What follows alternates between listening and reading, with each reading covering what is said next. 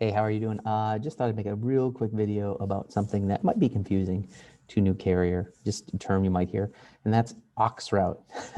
So this is just a real quick video about what they are and why you might want one. Okay, auxiliary routes, that's what it stands for. That's what an aux route is.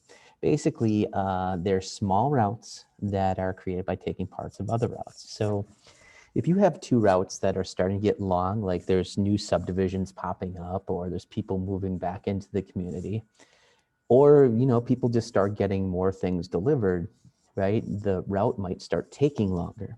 And so the evaluated time on the route might go up. Like maybe it was 8 hours, now it's 9.5. Maybe it was 9 and now it's 10. So they start to get too long to deliver during the day for one carrier.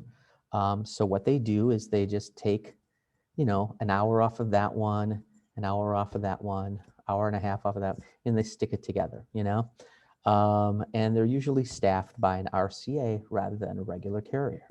Okay. So yeah, they're usually, most of the ones I've been on have been around 350 boxes or so, maybe a little less, 330, maybe a little more, but that's about it. It just depends. And they can be all in one location or they can be broken up. It's again, just kind of the scraps off of other routes. So why might you want one of these weird Frankenstein routes? Well, as an RCA, if you are the aux route carrier, if you're the RCA who accepts it, it's offered to the one with most seniority first, but if they don't want it, it goes down the line. Then you're guaranteed to work 6 days a week, 5 days on the aux route, which, that's only like 4 or 5 hours a day, but you can do other things, help out with packages, but still you've got that every day. And then also you get to work your full day on your regular route. So you get to work your, the other carrier has a K day on Saturday. So on Saturdays, you work your regular route Monday through Friday, you do the aux route. And then on Saturday, they have somebody else do the aux route for you, that sort of thing. Okay. So yeah, so you get to work all the time. And you're not required to work Amazon Sundays. So if you're somebody who it's important to get to church, or you just like to do things on Sunday, go fishing, whatever, here's a way you get your hours, but you don't have to work the Sundays. Okay. The other thing is you begin to, this is a big one, you can begin to acquire paid leave.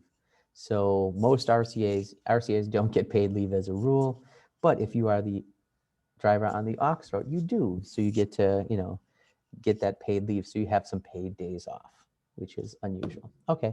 I guess before I close out, the downside of being the aux route carrier would be if you're an office that has LLVs, a lot of times they will want the person who drives the aux route to have their own personal vehicle for delivery.